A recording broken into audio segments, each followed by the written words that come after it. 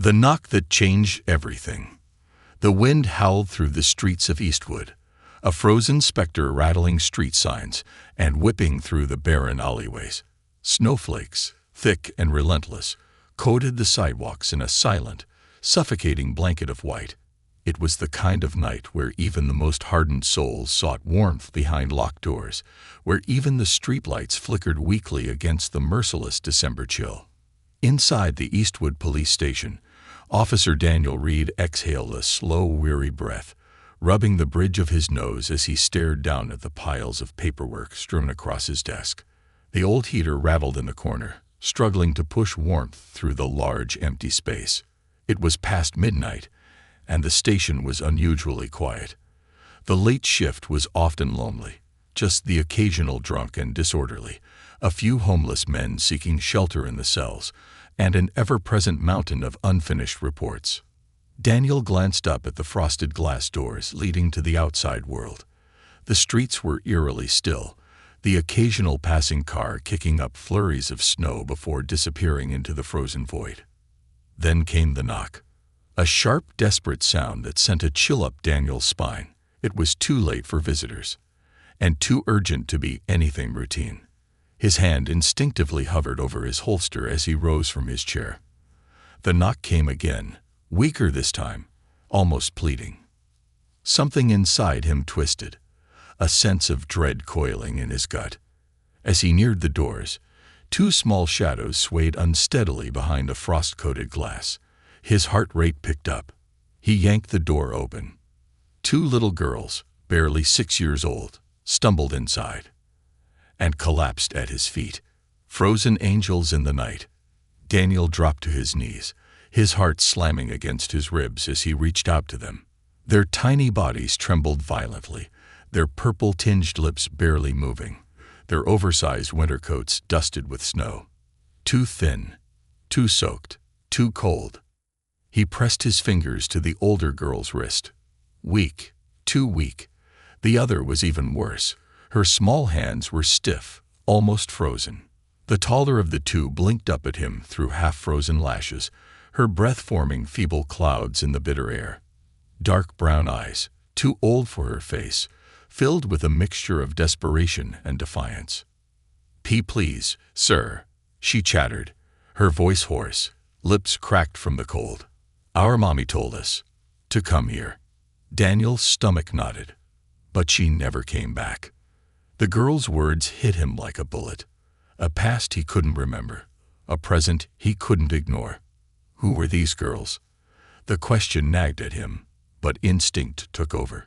He scooped them up, one in each arm, their tiny forms weightless against him, and hurried toward the break room where a small portable heater buzzed weakly.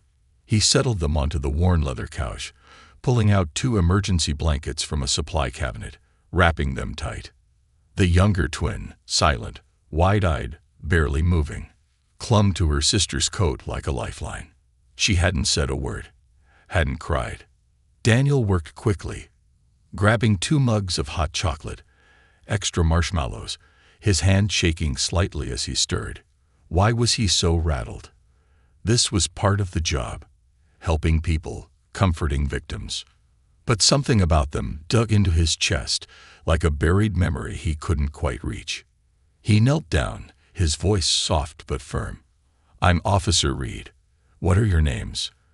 The older twin, after a pause, took a small sip of the hot chocolate and whispered, "Nia." She glanced at her sister, still silent. "That's Maya." Daniel nodded, trying to push past the growing unease curling in his gut. "Can you tell me where your mom went?" Nia hesitated, biting her lip, her small hands tightening around the mug. "She said we'd be safe here, that you'd help us. But she didn't come back." Her breath hitched. "She's never not come back." A cold sensation settled in Daniel's chest. He needed to get them medical help. He reached for his radio. "This is Officer Reed. I need immediate medical assistance at Eastwood PD. 2 juveniles, possible hypothermia. Static." Then the crackling response. "Copy that, Officer Reed. Ambulance en route." The girls needed help now. But that didn't explain why their mother had vanished into the night, leaving two 6-year-olds alone in a snowstorm. And why did Nea's eyes feel so familiar? A name that shattered his world. 15 minutes later, the paramedics arrived. Dr. Elizabeth Moreno, the station's on-call medical professional, quickly assessed them, her experienced hands moving with practiced precision. Early stages of frostbite. Dehydrated, she muttered. We caught them just in time. Daniel exhaled, relief flooding him. They'd be okay. They'd recover. But that still left the bigger question. Where was their mother? The door swung open again, bringing in a gust of icy wind. A social worker walked in, bundled in a thick coat, shaking the snow from her boots. Nancy Carter, a veteran in Child Protective Services, greeted Daniel with a somber nod. What do we know? She asked, kneeling beside the couch, her voice gentle as she addressed Nia. Sweetheart, can you tell me your mommy's name? Nia hesitated again, her fingers gripping the blanket. Then, barely above a whisper, she spoke. Sophia Carter. Daniel's entire world tilted. He felt like he'd been punched in the gut, like the air had been ripped from his lungs. Because he knew that name. Because years ago, he had watched a girl with that same last name scream and beg for justice in his precinct. Because Sophia Carter's voice still haunted him. Because she had been right, and he had been wrong. The ghosts of winter. Snow piled against the sidewalks in thick, unbroken sheets, and the streetlights barely cut through the relentless storm. The wind carried whispers of ice, howling through the desolate alleyways of Eastwood, rattling old signs, and making the city feel like a frozen graveyard. Inside the Eastwood police station, Officer Daniel Reeves stood motionless, the name Sophia Carter echoing in his mind like a ghost from a past he had tried to forget. It couldn't be. He barely registered the commotion around him. The paramedics stabilizing the twins, the social worker, Nancy Carter, furiously tapping on her tablet, trying to pull up the woman's file. But Daniel wasn't looking at them anymore. His gaze was locked on the old computer screen, where a case file had just loaded. Sophia Carter. Age: 29. Last known address: abandoned apartment complex on Sycamore Street. Status: missing. Missing. The word lodged in his throat like a blade. Nancy let out a slow breath, reading the file alongside him. She was flagged in our system a year ago, she muttered. Reports of homelessness, job instability, food insecurity. Daniel's chest tightened as she scrolled. Sophia Carter hadn't just disappeared. She had been slipping through the cracks for years. His past mistakes had swallowed her whole. And now her children had been found on his station floor, frozen and alone. He swallowed back the lump in his throat. Where was she last seen? Nancy scrolled faster, then stopped. Yesterday, near the old factories by the railway tracks. Daniel didn't wait. He grabbed his coat, barely noticing the urgent voices behind him as he rushed out into the storm. A frozen trail. The squad car skidded over the icy road, tires barely gripping as he took the turn onto Sycamore Street. The abandoned apartment complex loomed ahead, a skeleton of brick and broken glass, dark and lifeless against the snow-covered streets. Daniel pulled up fast, the engine humming in the silence, sending up small clouds of steam into the cold air. He left the headlights on, the twin beams cutting through the night like searchlights. Exiting the vehicle, he pulled his flashlight, the beam slicing through the darkened windows. No movement, no sign of life, just emptiness. He stepped inside. The hallway smelled of mildew and rot, the damp walls sagging under years of neglect. Snow had blown through shattered windows, pooling in corners like ghosts. He checked the first apartment, nothing but a rotting mattress and shattered furniture. The second, discarded beer bottles and the faint stench of urine. But the third, something was different. A torn blanket in the corner, a small pile of folded clothes near the broken heater. Daniel knelt down, picking up a child's scarf. stiff from the cold. She had been here, recently. His heart pounded. Where the hell had she gone? Then, from the hallway, a shuffling sound. Daniel's hand instinctively went to his gun, turning sharply. But it wasn't her. An old homeless man, wrapped in layers of mismatched coats, stood at the entrance of the room, watching him warily. Daniel lowered his hand. "You seen a woman here?" He hesitated, his throat tightening. "Sophia Carter." The man shifted, his breath visible in the cold air. "Came through earlier," he muttered, his voice rough. "Looked bad. Sick. Said she needed help but didn't want no cops." Daniel's stomach clenched. "Where'd she go?" The old man scratched his beard, then pointed. "Toward the train yard." Buried in the snow, Daniel didn't think, he ran. The train yard was nearly a mile away, but he barely felt the distance, barely noticed the ice beneath his boots as he charged through the empty streets. Snowflakes hit his face like tiny needles, but all he could see was the last image he had of her, a teenage girl standing in a courtroom, tears running down her face, screaming that he had arrested the wrong man. She had been right. And now she was out there, alone, in this storm. He sprinted past the abandoned factory buildings, rounding the final turn toward the railway tracks. The old train yard was ahead, covered in a thick blanket of white. He scanned the area desperately. Sophia. No answer.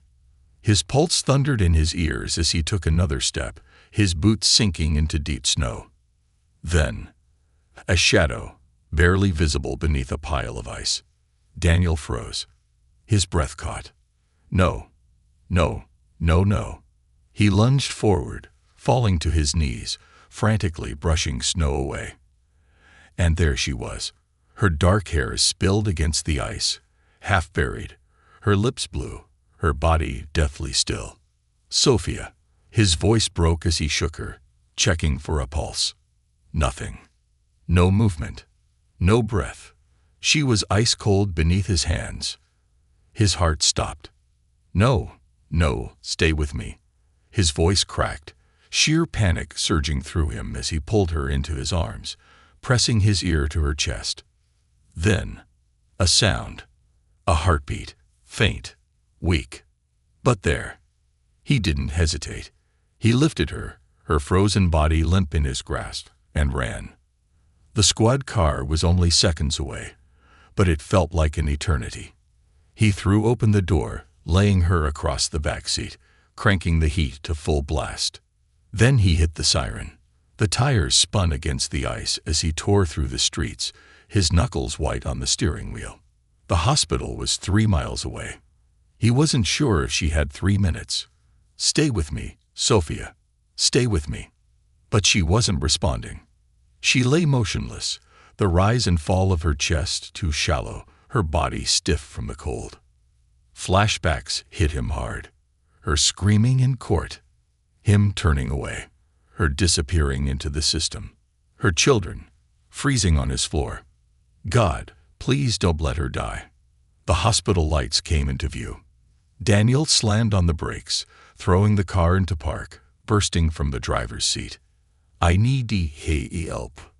The ER doors flew open. Doctors rushed toward him, nurses pushing a stretcher, shouting orders. Daniel laid her down, his breath ragged. Her skin was still frozen, her heartbeat barely there. They wheeled her away, and for the first time in years, Officer Daniel Reed dropped to his knees and prayed. A past that won't stay buried. The emergency room doors slammed open, and the blast of warmth inside the hospital did nothing to chase away the ice in Daniel's veins. The beeping of machines, the frantic shouting of nurses, the sharp scent of antiseptic.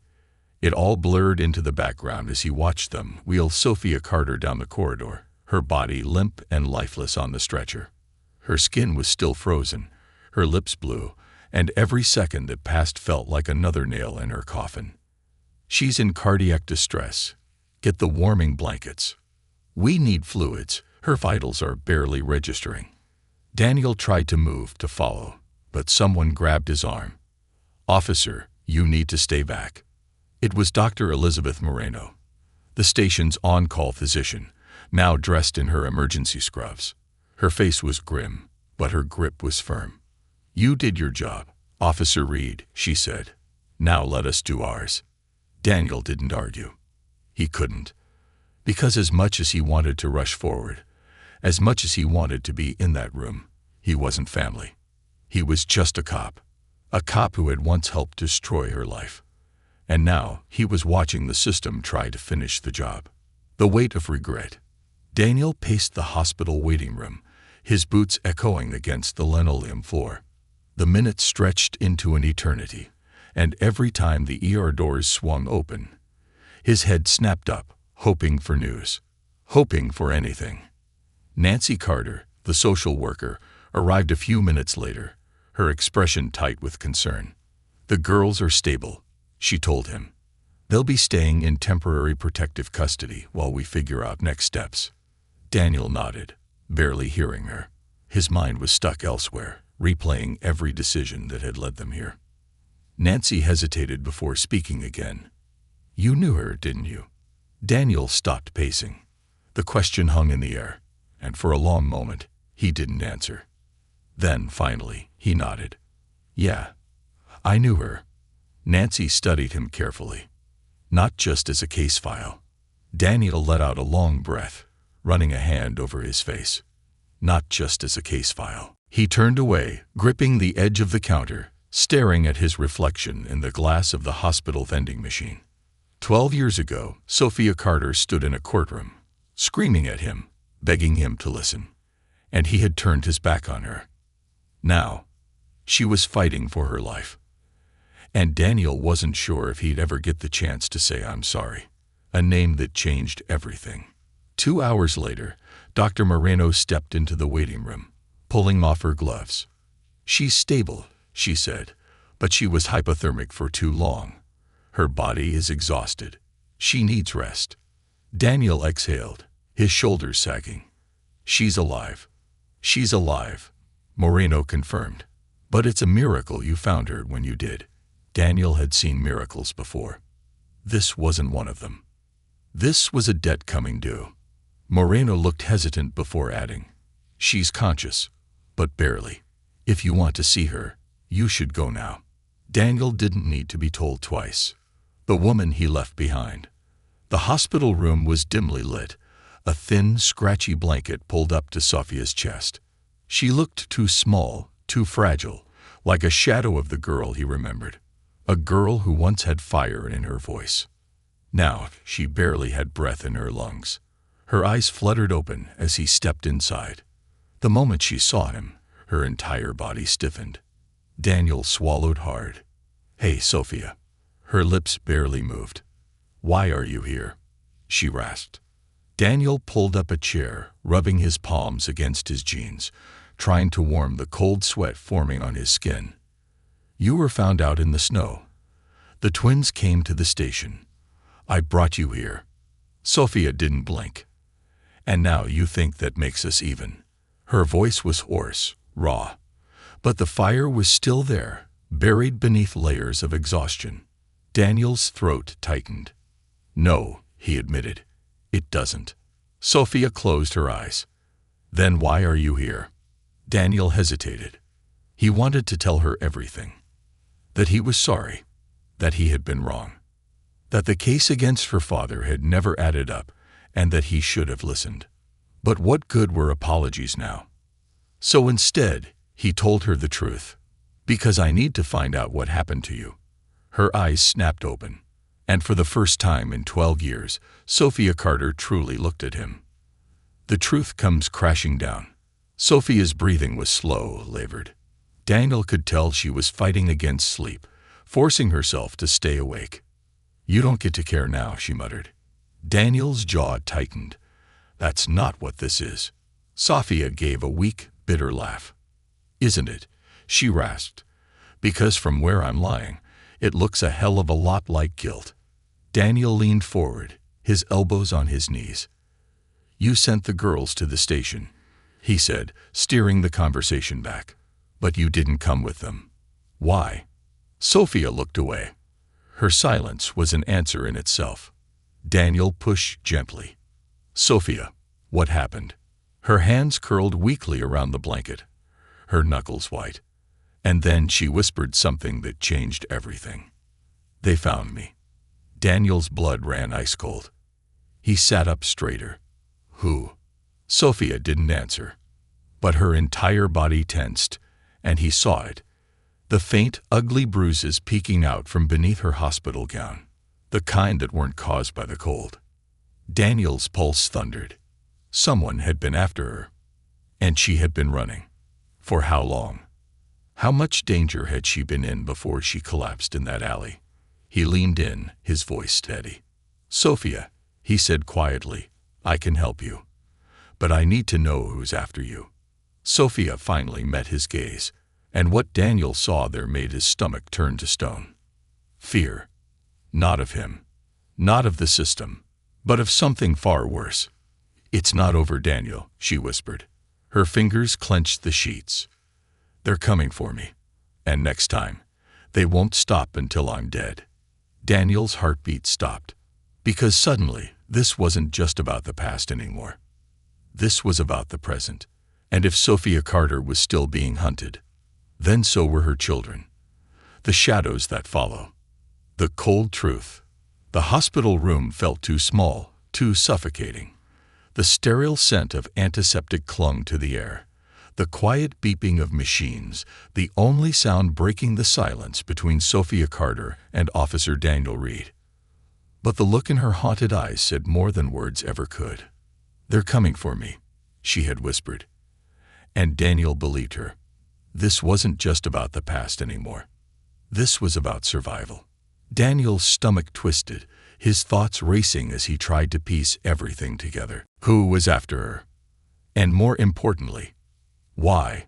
"Sophia." His voice was calm, but his heart pounded against his ribs like a drum. "Who are they?" She swallowed hard.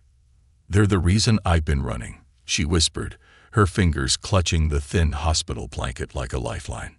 Daniel pulled out his notepad, flipping to a fresh page. "Tell me everything." Sophia's gaze flickered toward the window, where snow flurries danced against the glass, swirling in chaotic patterns. Then, finally, she spoke. "The runaway years. I was 17 when they came for me the first time," she began. Daniel stiffened. "The first time." Sophia gave a slow, bitter nod. "After my dad was arrested. After you arrested him." Her voice cracked, but she pushed through it. "I went into the foster system. But I was too old, too angry. Nobody wanted to take in a kid who didn't trust anyone." Daniel didn't interrupt. He let her talk, let the weight of her words settle deep into his bones. "I bounced around," she continued. "Different homes, different rules. But every time I got close to settling, they showed up." Daniel leaned forward. "Who?" Sophia inhaled sharply, her fingers trembling against the blanket. "I don't know their names," she admitted. "They were always in the shadows, always watching." A cold knot twisted in Daniel's gut. Sophia wasn't paranoid. Someone had been following her for over a decade. "Did they ever try to hurt you?" he asked. Sophia hesitated. Then her left hand subtly moved to her right wrist, brushing over her skin. It was a small movement, but Daniel saw it. He knew that gesture. She was hiding a scar. His throat tightened. Sophia Carter had been marked by ghosts that refused to let her go. "I ran," she whispered. "That's all I knew how to do. They always found me, but I always got away." Daniel's hands clenched into fists.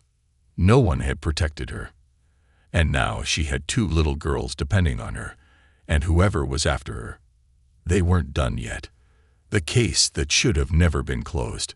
Daniel stood by the window, snow reflecting against his badge, his thoughts tangled in a web of unanswered questions. Something about Sophia's past wasn't adding up. If someone had been tracking her since she was 17, why? What did they want? His gut told him it had something to do with her father.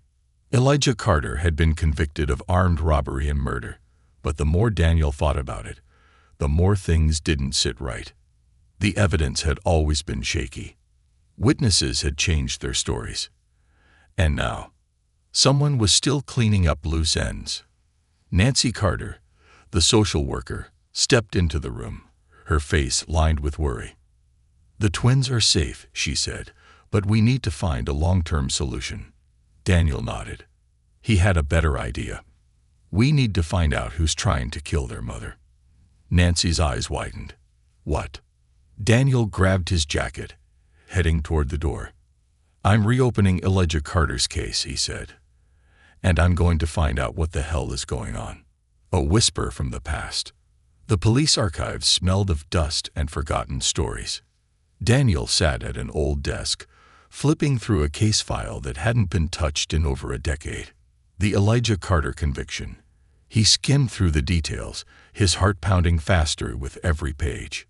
Then he saw it. A name, buried deep in the witness statements. Marcus Hale, a former detective. Now, dead. Shot in the head. 6 months ago. Daniel's stomach dropped. This wasn't coincidence. Someone was tying up loose ends. And Sophia Carter was next on the list. The warning that came too late. Daniel grabbed his radio, his pulse hammering. "This is Officer Reed. I need a patrol sent to the hospital immediately." The dispatcher's voice crackled through the static. "Why? What's happening?" Daniel's stomach twisted, because he wasn't sure yet. But he had a gut feeling that Sophia Carter wasn't safe anymore. He sprinted down the hallway, his boots slamming against the tile floor. The hospital lights flickered, the storm outside picking up force. And then, a gunshot rang through the halls. The world tilted. Daniel froze mid-step, his breath catching in his throat. From down the corridor, he heard it, the sound of rushing footsteps. And then, silence. The air turned too still. Daniel's pulse pounded. No, no, no. He burst through the hospital room door and found Sophia's bed empty. The sheets were still warm, but she was gone. A race against time. The vanishing. Daniel Reed had seen a lot of things in his years on the force. Murders, betrayals, lives shattered in an instant. But this was different. The hospital room was empty. The air still carried the scent of antiseptic, but the bed was empty, its sheets rumpled, as if someone had left in a hurry, or been taken. Daniel's stomach twisted, his pulse hammering in his ears as he scanned the space. The IV was ripped from the stand, droplets of blood spattering the floor like red snowflakes. The heart monitor still hummed softly, its wires hanging uselessly. He reached out, pressing his palm against the thin white sheets. Still warm. She hadn't been gone long. Nancy Carter, the social worker, rushed in behind him, her face pale with shock. "Where is she?" she demanded. Daniel's jaw clenched. "I don't know," he said, but he was going to find out. The aftermath. The hospital security footage was blurry and grainy, the storm outside making the image flicker with static. But Daniel didn't need perfect clarity. He could see enough. The timestamp read 2:37 a.m. 2 figures entered Sophia's room. They weren't dressed like hospital staff. No uniforms, no badges. One of them was tall, broad-shouldered, wearing a black jacket. The other was leaner, moving fast, precise. Daniel leaned forward, gripping the edge of the security desk. Then, Sophia appeared on screen. She looked weak, exhausted, but she fought back. One of the men grabbed her arm. She twisted, knocking over the IV stand. The other man lunged, pinning her against the hospital bed. Daniel's breath came faster. They weren't kidnapping her. They were silencing her. But then, something changed. Sophia did something unexpected. She bit down on the man's wrist, hard. He jerked back, swearing. Then, suddenly, she ran. Daniel's heart pounded. She wasn't taken. She escaped. But where the hell did she go? The hunt begins. Daniel was back in his patrol car within minutes, tires spinning against the ice as he sped through the streets of Eastwood. It was just past 3 a.m., and the storm had only gotten worse. Snow swirled around the headlights in thick, blinding gusts. His radio crackled. "Dispatch to Officer Reed. Do you need backup?" Daniel gritted his teeth. "Negative," he said. "Just get me an updated location on Sophia Carter's phone." A pause. Then, last ping was from an abandoned warehouse on Pier Street. Daniel tightened his grip on the wheel. He knew that place, and it was the last place she'd ever want to be. The ghosts of Pier Street. The warehouse was a graveyard of forgotten industry, broken windows, rusted doors, and a silence that carried too many secrets.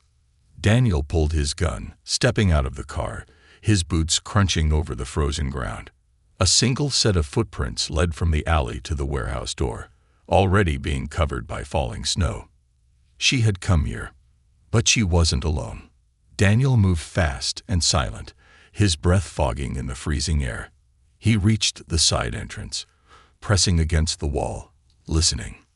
Then he heard it, a voice inside, low, angry. "You think you can keep running, Sophia?" Daniel's fingers tightened around the grip of his gun. Then, a scream. He moved. Fire and ice. Daniel kicked open the warehouse door just in time to see one of the men grab Sophia by the throat. She was bleeding from a cut on her temple, struggling against his grip. The other man, tall, broad, the one from the hospital footage, turned toward Daniel, pulling a gun. Daniel fired first. The bullet slammed into the man's shoulder, sending him stumbling back with a curse. Sophia's attacker whirled around, yanking her with him like a human shield. Daniel froze. "Let her go." The man pressed a knife against her ribs, his grip tightening. "You don't know what you're involved in, cop," he hissed. Daniel took a step forward, keeping his gun steady. "I know enough," he said. "I know you've been following her for years." The man smirked. "She should have stayed hidden." Daniel's pulse pounded. Sophia's eyes met his, desperate but determined. Then, she moved first. She drove her elbow back, hard, hitting the man in the ribs. The knife slashed across her side, but she didn't stop. She kicked his leg out, sending him crashing onto the floor. Daniel didn't hesitate. He fired once, straight into the man's knee. The attacker screamed, clutching his leg. Sophia stumbled, and Daniel caught her before she collapsed. "You okay?" he asked. She nodded weakly, clutching her side. Daniel turned toward the second man, who was already trying to crawl away, bleeding onto the concrete. He wasn't going anywhere. Daniel pressed his knee into the man's back, yanking his arms behind him. "You're under arrest," he growled, "and when I'm done with you, I'm going to find out exactly who sent you." The man laughed through clenched teeth. "You have no idea what you're up against, cop." Daniel leaned in close. "Try me." The truth comes crashing down. 20 minutes later, the warehouse was crawling with officers. The two men were taken into custody, and an ambulance rushed Sophia to safety. But Daniel wasn't done yet. He sat across from the injured man in an interrogation room, his badge glistening under the harsh light. The man's smirk was gone now. He looked nervous. "Good." Daniel slid a case file onto the table. Elijah Carter's case file. "Start talking," he said. The man's eyes flickered to the file. Then to Daniel. "I don't know everything," he muttered. "But I know this." He leaned forward. "Your department put away the wrong man, and the people who set him up." He smirked again. "They're still running the show." Daniel's stomach dropped, because suddenly he realized this wasn't just about Sophia anymore. This was bigger. This was corruption at the highest level. And Daniel? He was the only person left willing to fight it. Varied lies and dangerous truths. The interrogation room. The clock on the wall ticked too slow, each second dragging like a noose tightening. Daniel Reed sat across from the injured man in cuffs, his hands clasped together, his knuckles white. The dim fluorescent lights buzzed overhead, casting flickering shadows over the blood-stained bandages wrapped around the man's shoulder and knee.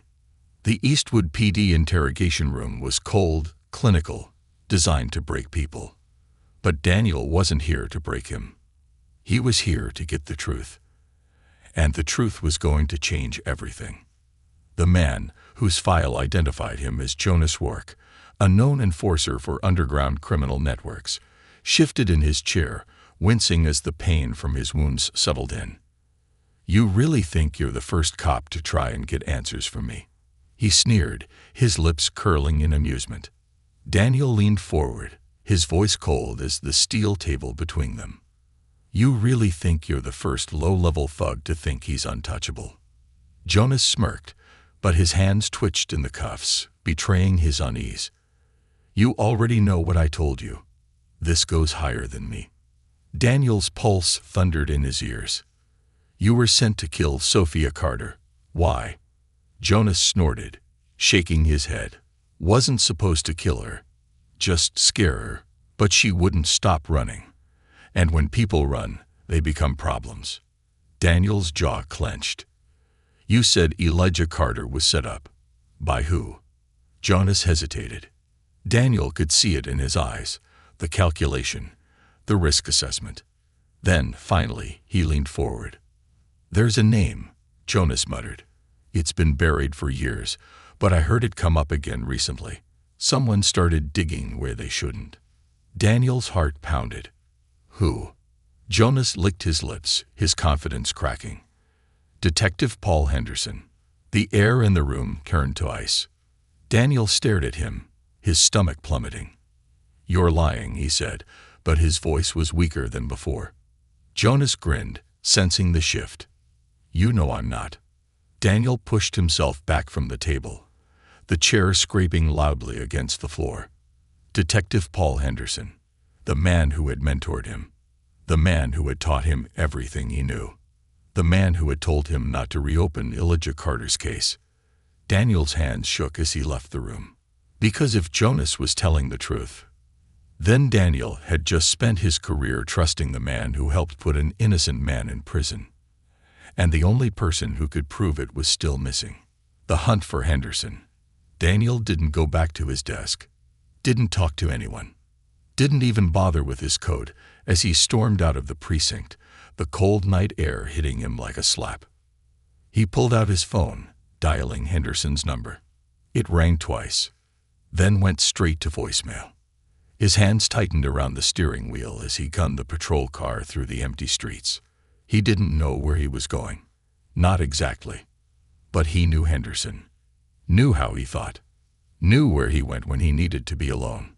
Daniel's gut told him he would find answers at the Eastwood Bridge, where Henderson always went when a case got too heavy. And for the first time in his life, Daniel was terrified of what he was about to find. The meeting at the bridge. The Eastwood Bridge loomed in the distance, stretching over the frozen river like the spine of some ancient beast. Daniel pulled up, his headlights cutting through the snowfall, illuminating the lone figure standing by the guardrail. Detective Paul Henderson, his old mentor, the man who had been like a father to him on the force. Daniel stepped out of the car, his boots crunching over the ice-covered pavement. Henderson didn't turn, didn't even move. Just kept staring down at the dark, frozen waters below. Daniel's voice was raw when he spoke. "Tell me it's not true." Henderson let out a slow breath, mist curling in the cold air. "Depends on what you think is true," he said quietly. Daniel took another step forward. "I have a man in interrogation saying you helped put Elijah Carter away." Finally, Henderson turned. His face was lined with exhaustion, the kind that came from carrying too many secrets for too long. "Go home, kid," he said. "You don't want to know." Daniel's fingers twitched toward his holster. "You know I can't do that." Henderson studied him for a long moment. Then, finally, he sighed. "You really want the truth?" Daniel nodded. "Fine," Henderson muttered, "but you're not going to like it. The truth, unburied." Elijah Carter never committed that robbery, Henderson admitted, his voice hollow. The real criminal was Joseph Kincaid, a local businessman with ties to the department. But Kincaid was connected, and the higher-ups didn't want a mess. They wanted an easy conviction, so they found one. Daniel felt sick. "You framed an innocent man." Henderson flinched. "I didn't frame anyone, but I didn't stop it either." The words hit Daniel like a fist to the ribs. Who else was involved? Henderson hesitated. Then, finally, the DA's office, a few high-ranking officers, even a judge. It went all the way up. Daniel's heart pounded. Why come after Sophia? Henderson let out a bitter laugh. Because she wouldn't stop asking questions. Daniel staggered back, the world tilting beneath him. 12 years ago, he had believed he was doing the right thing. Now he realized he had been a pawn in something much bigger. And now the same people who ruined Elijah Carter's life were coming after his daughter and grandchildren. "Help me fix this," Daniel said. Henderson's face hardened. "You don't fix things like this, kid." Daniel shook his head. "Watch me." And for the first time in his life, he was going to fight the system that made him. The reckoning. The breaking point. The night air was brutal, the cold biting through Daniel Reed's jacket like a warning. He stood on the edge of the Eastwood Bridge, staring at Detective Paul Henderson, the man who had taught him everything about being a cop. And now Henderson had just admitted to being part of the corruption that ruined Sophia Carter's life. The older man's face was lined with guilt, his eyes haunted, but guilt wasn't enough. Not for Sophia. Not for her father. Not for the 12 years they had stolen from Elijah Carter's life. Daniel's hands curled into fists at his sides.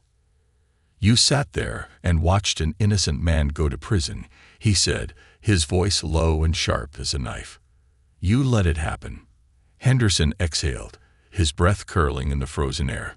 "It was bigger than me." Daniel's anger burned hotter. "That's not an excuse."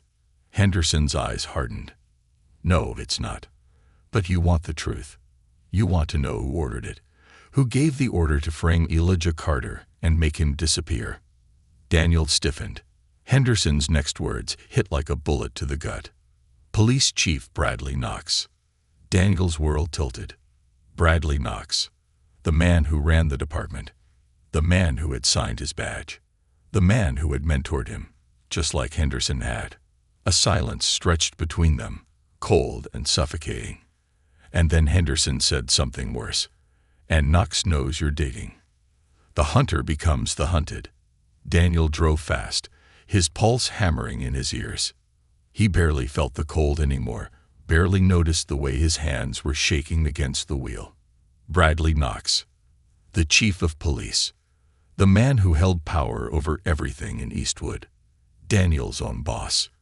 If Knox was involved, then Sophia Carter and her daughters weren't just in danger. They were as good as dead. His phone buzzed. Unknown number. He hesitated, then answered. A distorted voice filled the line. "Officer Reed, you're making a mistake." Daniel's grip tightened. "Who is this?" A pause. Then, "A dead man if I say too much." Daniel pulled into a dark alley, shutting off his lights, heart racing.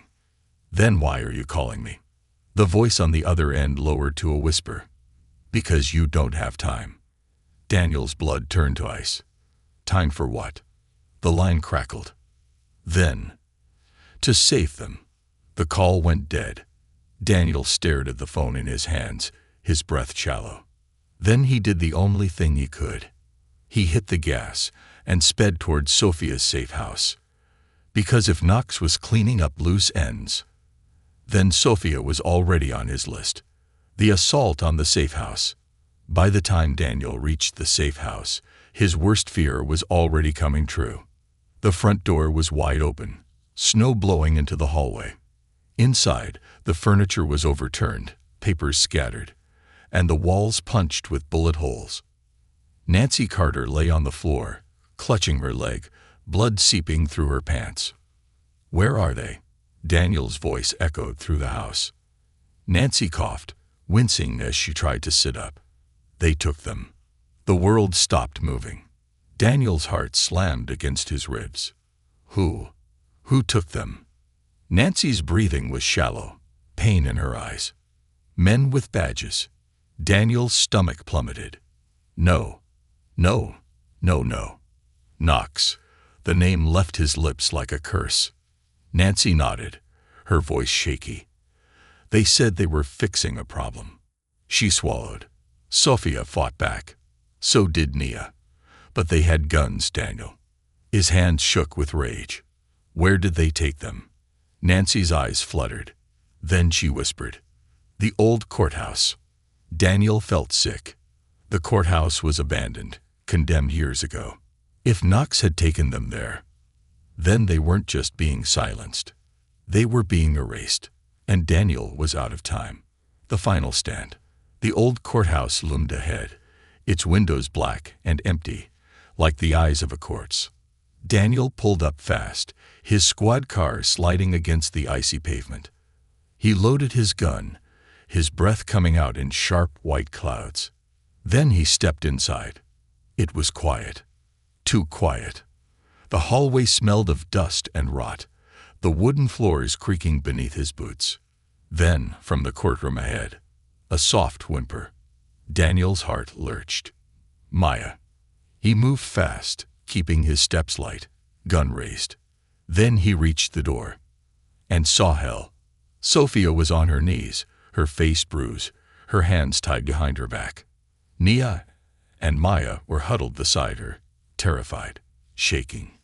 And standing above them, Police Chief Bradley Knox, a gun in his hand, a smirk on his lips, and zero hesitation in his eyes. Daniel stepped inside, aiming his weapon. "Put the gun down, Knox." Knox turned, unfazed. "You're too late, Reed." Daniel took a step closer. "Let them go." Knox chuckled. "You still don't get it, do you?" He shook his head. "We built this city. We keep it running. And sometimes that means making sacrifices." Daniel's trigger finger twitched. "They're innocent." Knox shrugged. "Collateral damage." Then he raised the gun toward Nia. Daniel didn't hesitate. He fired first. The bullet slammed into Knox's chest, sending him crashing against the judge's bench. For a moment, nobody moved. Then Knox let out a guttural choke, blood spilling from his lips. He looked at Daniel, eyes wide with something that almost looked like disbelief. "You don't win," he rasped. "You think this ends with me?" Daniel stared at him, breathing hard. Then he pulled the trigger one last time, and Bradley Knox was gone. A new beginning. The courthouse was swarming with officers within the hour. Henderson, despite everything, had done the right thing. He had handed over every piece of evidence he had buried over the years. And now, every corrupt name in the department was falling with Knox. Sophia was safe. The twins were safe. And Elijah Carter. He was finally a free man. Daniel stood outside the courthouse steps, staring at the rising sun. Sophia walked up beside him, her bruises healing, but her fire still burning. She didn't speak for a long time. Then, "Thank you," Daniel exhaled. And for the first time in years, he felt at peace. Epilogue. Justice. The newspaper headlines said it all. Exposing CORUPTY. The fall of EAS2ODPD. Elijah A. Carter, EXONEORATD, FT or TVELV years. The man who broke GT them Tawan. Officer Daniel Reed. Daniel didn't care about the recognition. All he cared about was seeing Elijah Carter reunited with his family. And as he watched Sophia hug her father, he knew some wounds would take time to heal. But they would heal. And for the first time in a long, long time, justice had finally won.